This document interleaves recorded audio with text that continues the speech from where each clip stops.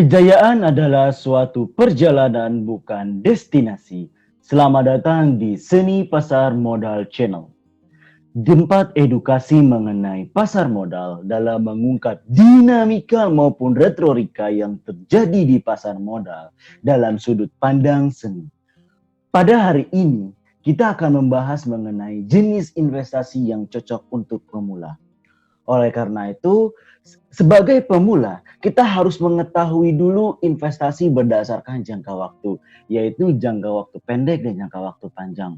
Bagaimana sih kita mengetahui investasi ini termasuk jangka pendek atau jangka panjang? Hal ini berdasarkan time frame. Apabila kita berinvestasi dalam kurun waktu kurang dari 1 tahun, itu bisa dikategorikan investasi jangka pendek. Sedangkan jika lebih dari 1 tahun, itu bisa dikatakan investasi jangka panjang. 2 tahun, 3 tahun, 5 tahun, bahkan 10 tahun, 15 tahun, itu termasuk dalam investasi jangka panjang. Kenapa hal ini penting? Karena ini akan berbeda dalam hal yang namanya tingkat risiko. Tingkat risiko inilah yang akan berkaitan kepada instrumen investasi yang bakal digunakan.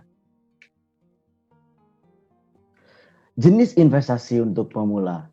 Jenis investasi untuk pemula secara umum ada 5, yaitu properti, deposito, obligasi, reksadana, maupun saham.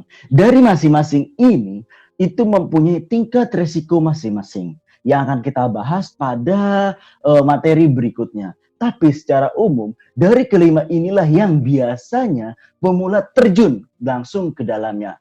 Yaitu ada di bagian properti, yang hobi yang namanya instrumen investasi dalam bentuk real, ada deposito obligasi yang biasanya umumnya digunakan untuk investasi jangka pendek, dan ada reksadana dan saham, itu yang berkaitan pada investasi jangka panjang maupun jangka pendek. Dan dari masing-masing ini pun memiliki tingkat resiko yang berbeda. Jika yang ingin lebih tahu, maka tunggu materi kita berikutnya. Thank you for watching and wait next video.